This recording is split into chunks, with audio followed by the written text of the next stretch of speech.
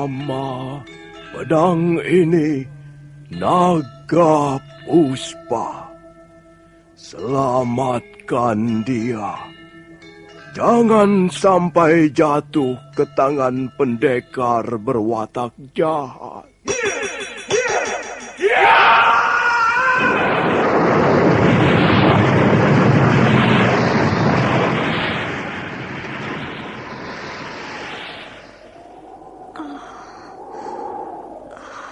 Kakang Kamandanu, kau masih juga tidak percaya bahwa aku mencintaimu. Meisin, maafkan aku, Meisin. Meisin. Meisin!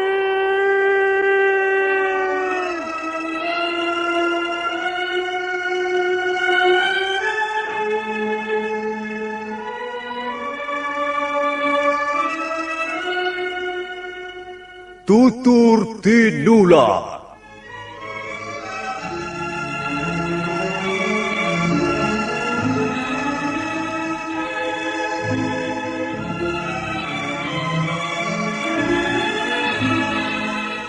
Sebuah sandiwara radio serial, produksi Sanggar Cerita dan Teater Sanggar Prativi. Sebuah kisah dengan latar belakang sejarah runtuhnya Singasari dan berdirinya Kerajaan Majapahit.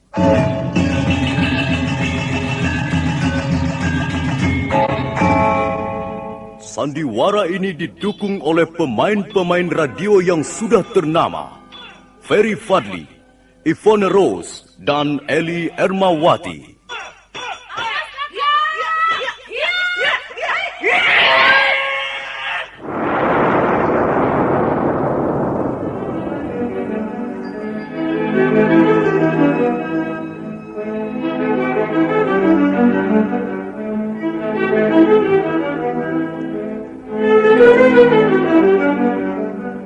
Cerita ini ditulis dan disusun oleh S. Tijab. Teknik dan montase dikerjakan oleh Rudi Tinangon dan Joko SP. Sutradara EWS Yuwono. Kali ini mengetengahkan episode pertama dengan judul Pelangi di Atas Kurawa.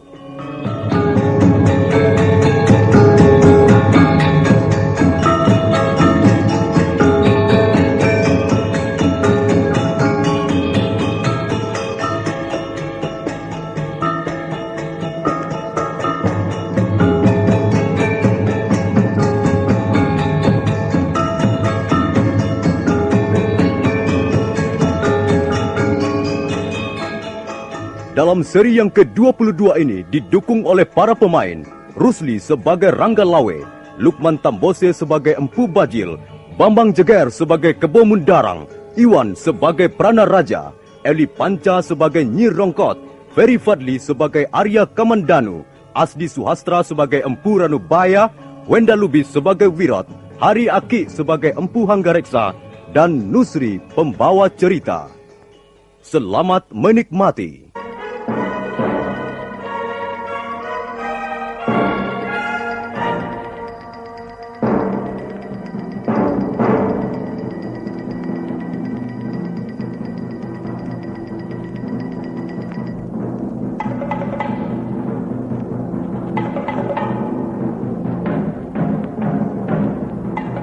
Rangga Lawe putra Arya Wiraraja itu berdiri tegak bagaikan sebatang pohon hutan.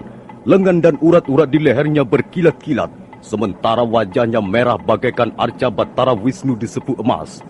Orang-orang yang berkerumun di sekeliling halaman rumah penginapan itu tak ada yang berani bersuara, sekalipun hanya berbicara pada teman di sebelahnya.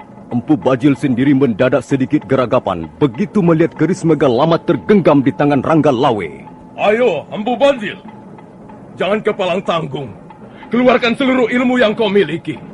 Rangga Lawe siap menebas batang lehermu. Pada saat itu, penunggang kuda berbadan tegap perkasa yang sejak tadi hanya melihat peristiwa dari atas punggung kudanya, segera melompat ke arah gelanggang.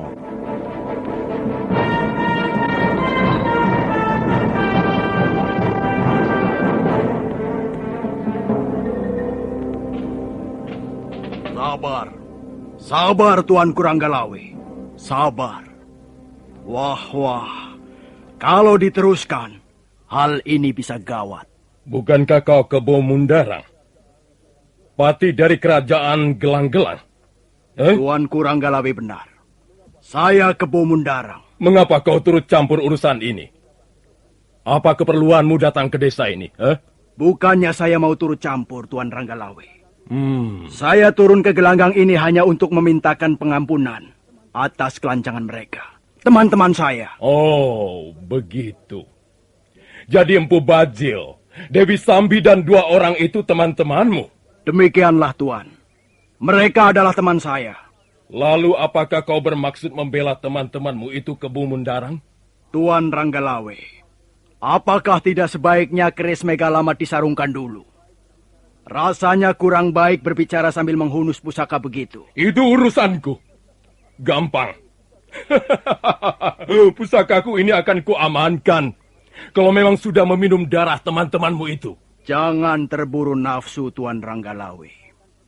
Baiknya kita selesaikan persoalan dengan rasa persahabatan. Teman-temanmu itu sama sekali tidak bersikap sebagaimana seorang sahabat. Kau tahu tidak, Kebo Mundarang?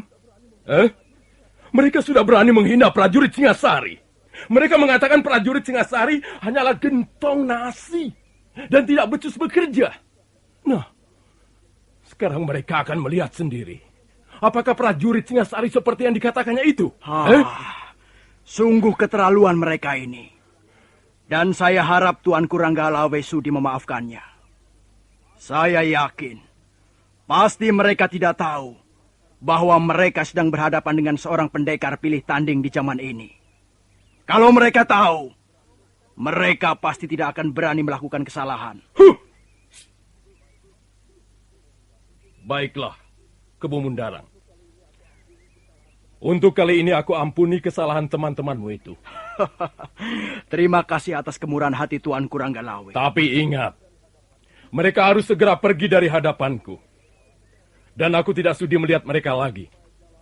Kalau sampai dalam perjalananku ke Kurawan ini, dan nanti aku kembali ke Singasari, mereka bertemu lagi denganku di jalan, aku pasti akan membunuhnya.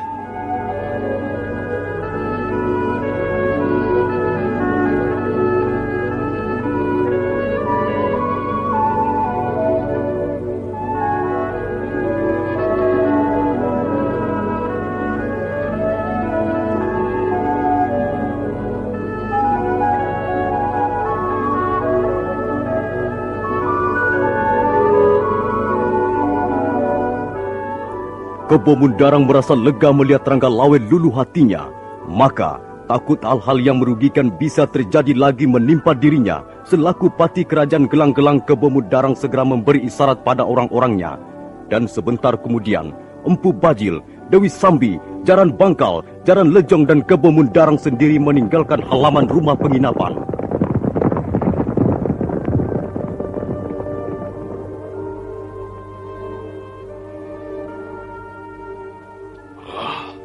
Aneh sekali. Mengapa seorang pati kerajaan Gelang-Gelang seperti Kebo Mundarang menjalin persahabatan dengan orang-orang seperti itu? Nampaknya Empu Bajil dan kawan-kawannya itu bukanlah seorang pendekar yang berwatak satria. Biarlah, itu urusan Kebo Mundarang sendiri. Yang penting kita harus tetap waspada. Jangan sampai ada sekelompok manusia menghina kita sebagai prajurit yang bertanggung jawab pada keamanan negara. Oh iya, bagaimana dengan Ganggadara, Paman Hanggareksa? Dia tidak apa-apa, Gusti. Hanya luka ringan saja. Sekarang sudah bisa berjalan seperti biasa. Kalau begitu perintahkan agar prajurit-prajurit mencabut patok-patok tenda.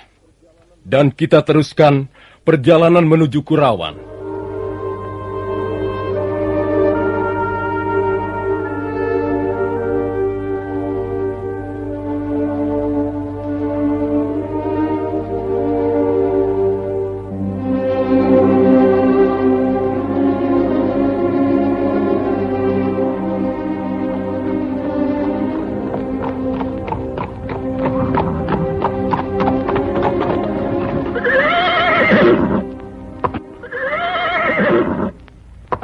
Kakang Bajil. Ya, Gusti Pati. Aku tahu. Kau pasti masih penasaran, Kakang Bajil. Tapi aku mempunyai pikiran sedikit lebih jauh. Nah, kukira tidak ada perlunya bentrok dengan prajurit-prajurit Singasari untuk saat sekarang ini. Memang, saya masih penasaran, Gusti Pati. Setiap bertemu dengan seorang pendekar tangguh, saya pasti penasaran. Sekarang ini istana Singasari dijaga oleh sekelompok pendekar tingkat tinggi. Pendekar seperti Ranggalawe, Lembu Sora, Kebo Anabrang, Nambi, Banyak Kapuk, dan Diah Wijaya menantu sang Prabu sendiri. Adalah pendekar-pendekar yang patut kita perhitungkan. Bagaimana dengan para pendukung gelang-gelang, Gusti Pati? Kalau para pendekar Singasari yang kusebutkan tadi bersatu padu, dalam arti seiring sejalan, kukira pertahanan Kertanegara sukar ditembus. Kita juga banyak mempunyai pendekar pilih tanding. Tapi kekuatan bala tentara gelang-gelang masih jauh dibanding bala tentara Singasari. Karena itu aku agak ragu-ragu. Aku khawatir rencana Prabu Jaya Katwang nantinya cuma tinggal di awang-awang. Rencana apa, Pati? Belum saatnya ku beritahukan padamu, Kakang Bajil. Nanti, suatu ketika Kakang Bajil akan tahu juga. Sekarang yang penting, kita bergerak secara perlahan. Kita sebarkan pengaruh. Kita mencari orang-orang untuk kita gembleng menjadi prajurit. Pokoknya, kita harus menyusun barisan yang kuat. Bala tentara yang jumlahnya mampu mengimbangi bala tentara Singasari. Dan setelah itu, kita tinggal mengintip kelemahan Prabu Kertanegara.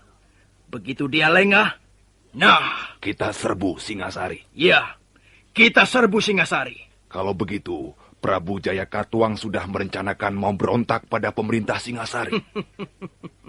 Akhirnya Kakang Bajil tahu juga. Baiklah, mari kita lanjutkan perjalanan ke Gelang-Gelang. Aku khawatir sang Prabu Jaya Katwang sudah tidak sabar menunggu kehadiran kita.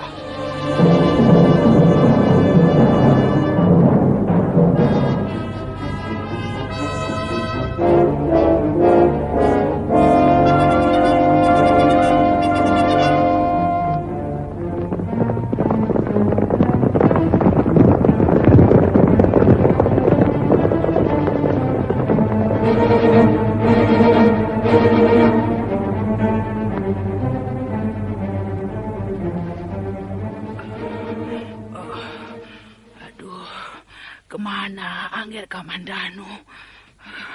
Tadi kulihat ada di sini. Kok tiba-tiba saja lenyap?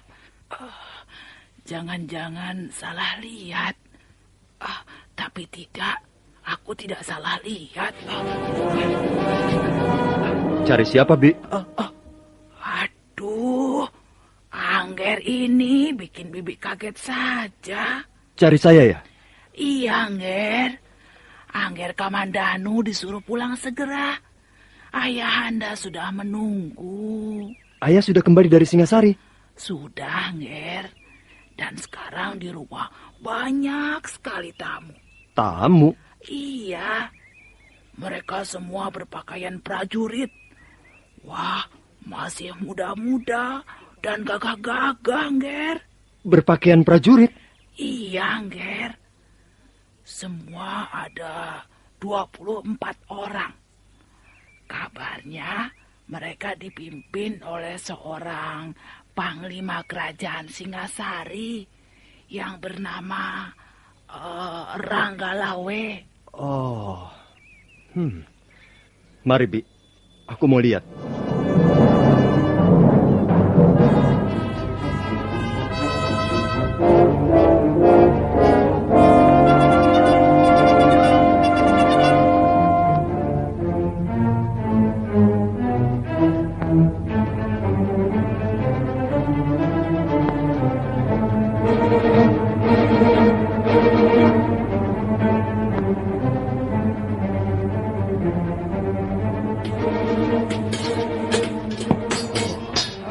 Prajurit-prajurit Singasari ini pasti mengemban tugas dari Prabu Kertanegara.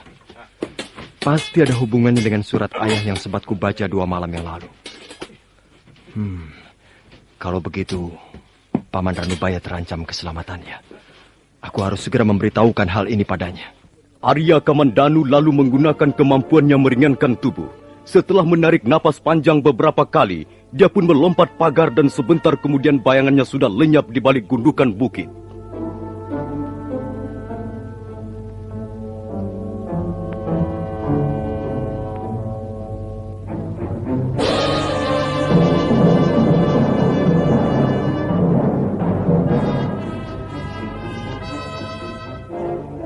Arya Kamandanu terus berlari bagaikan terbang. Tubuhnya bagaikan seonggok kapas kering yang tersapu angin badai. Kadangkala dia melintasi daerah tegalan, kadangkala melewati tanjakan bukit ataupun menuruni tebing. Dan sebentar kemudian, Arya Kamandanu sudah memasuki halaman rumah Empu Ranubaya. Oh, Paman. Paman harus segera menyingkir dari tempat ini, Paman. Paman harus segera pergi. Tenanglah, Kamandanu, tenang. Apa yang kau katakan itu tadi? Paman harus segera pergi meninggalkan rumah ini. Mengapa aku harus pergi? Di rumah ada prajurit-prajurit Singasari.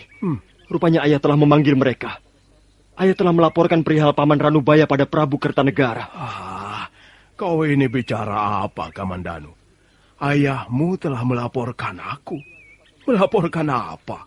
Saya kebetulan sempat membaca laporan yang ditulis ayah sebelum dibawa ke istana Singasari.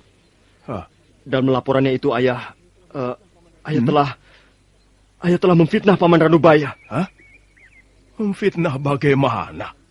Ayah mengatakan bahwa Paman pantas dicurigai. Paman telah menghina pemerintah Singasari dan bahkan menghina Prabu Kertanegara.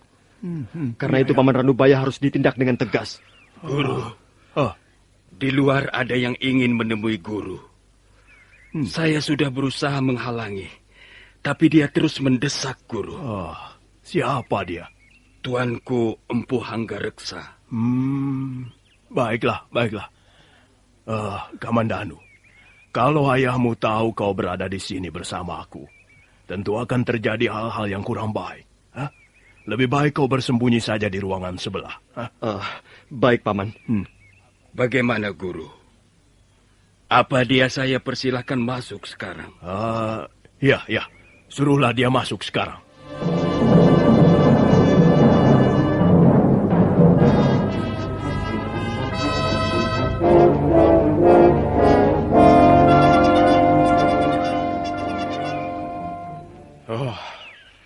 Ini adalah kesempatan terakhir untukmu, Kakang Ranubaya.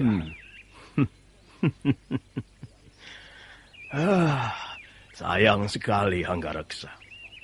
Apa yang kau sebut sebagai kesempatan terakhir, aku tak bisa memanfaatkannya dengan baik.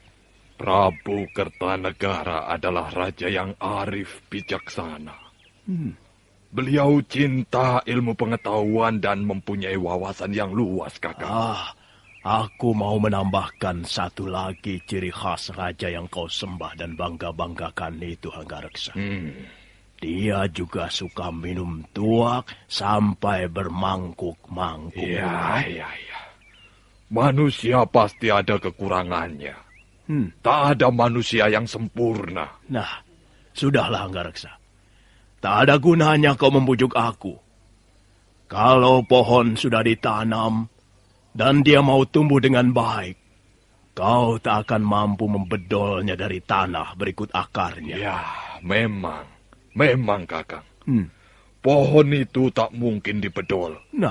Tapi karena dia dianggap mengganggu jalanan orang, bisa saja ditebang. Berapa orang prajurit yang telah dikirim Kertanegara untuk menebang pohon itu, Hanggareksa? Tak akan aku mengatakannya, Kakang. Kau akan melihat sendiri nanti. Sebenarnya sangat disayangkan kalau hal ini sampai terjadi. Nah, aku permisi.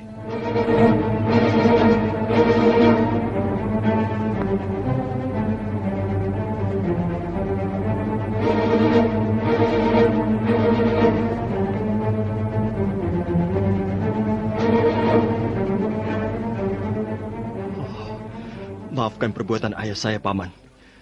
Saya merasa malu sekali. Kalau sampai terjadi apa-apa atas diri Paman Ranubaya, saya akan merasa ikut menanggung dosanya. Janganlah kau berpikir seperti itu, Kamandanu. Buatlah garis pemisah yang jelas. Gunakanlah penalaranmu sebening kaca, supaya otakmu tidak dikacaukan oleh banyak persoalan yang simpang siur, tumpang tindih. Paman, bolehkah saya mengetahui sesuatu? Apa yang ingin kau ketahui itu? Sebenarnya, apa yang membuat Paman Ranubaya tidak bersedia bekerja sama dengan ayah? Kamandanu, kalau kau ingin tahu sebabnya, baiklah, aku akan menuturkannya padamu. Tuturku ini merupakan sebuah dongeng tentang seorang siswa atau murid yang ingin berbakti pada gurunya. Nah, coba kau lihat baik-baik. Kau anak seorang pencipta senjata pusaka. Kau pasti pernah mengenal gambar seperti ini. Ini. Itu gambar keris, Paman. Keris 7 lekukan. Nah, perhatikan gagangnya.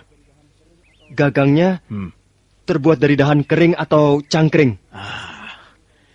Kau kenal keris seperti ini? Keris apa namanya? Ayahmu tidak pernah menceritakannya padamu?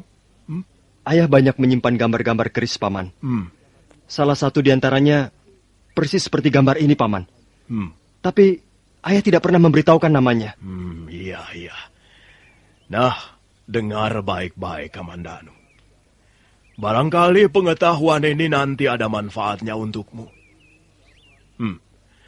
Gambar ini gambar keris yang sangat ampuh. Namanya keris gandring.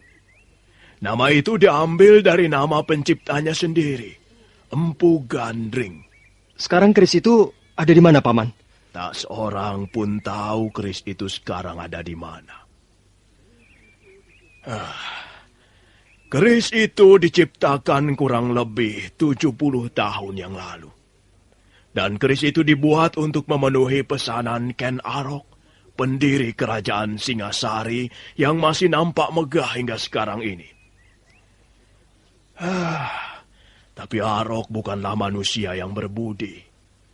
Karena begitu keris selesai dibuat, Arok justru membunuh Empu Gandring. Kisah itu sudah pernah saya dengar, Paman. Lalu apa hubungannya dengan persoalan ayah dan Paman Ranubaya? Kamandanu, Empu Gandring itu bukan hanya tukang membuat senjata pusaka. Dia pun tergolong seorang pendekar yang tangguh di waktu masih mudanya dulu. Dia mempunyai murid hanya seorang. Namanya Empu Bango. Empu Bango lah yang kemudian meneruskan perguruan Gandring. Empu Bango mempunyai murid beberapa orang. Tapi yang paling dikasihi adalah Empu Sasi. Nah, Empu Sasi mempunyai murid lagi. Semuanya 3 orang. Yang paling tua bernama Empu Lunggah. Kemudian aku sendiri. Dan murid yang paling muda adalah ayahmu itu. Sewaktu guruku masih hidup, kami bertiga pernah berikrar bahwa kami tak akan sudi bekerja untuk pemerintah Singasari selama yang menjadi raja masih keturunan langsung Ken Arok. Iya. Sekarang menjadi jelas semuanya, Paman. Dan agaknya ayah tidak lagi menepati janjinya. Ya. Hingga hubungan antara ayah dan Paman Ranubaya menjadi kurang serasi. Rupanya ayah lebih cenderung mengejar kepentingan pribadi dan tidak setia lagi pada ikrar perguruan. Sebenarnya aku tidak mau ambil pusing soal ini, Kamandanu. Itu adalah hak dan tanggung jawabnya sendiri. Tapi sekarang masalahnya menjadi besar. Karena ayahmu setengah memaksaku untuk melakukan hal yang diyakininya sebagai sesuatu yang baik. Paman, ya. Saya menyesal sekali mengapa sikap ayah seperti itu. Dan saya minta maaf karena ayah saya telah membuat Paman Ranubaya mendapat kesulitan-kesulitan. Ya. Tapi sudahlah, Kamandanu. Kau anak yang baik. Sebenarnya aku tidak pernah membenci ayahmu. Tapi rupanya memang harus terjadi pertikaian di antara saudara seperguruan. Sudahlah. Ini urusan kami berdua.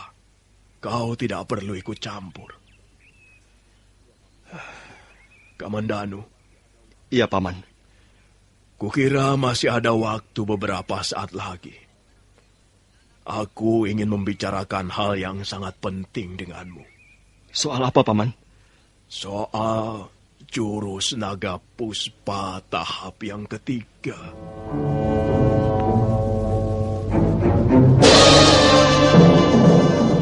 Arya Kamandanu tergugah dari lamunannya tentang ayahnya. Selama ini dia memang baru mengerti 2 tahap ilmu naga puspa yang diajarkan Empu Ranubaya.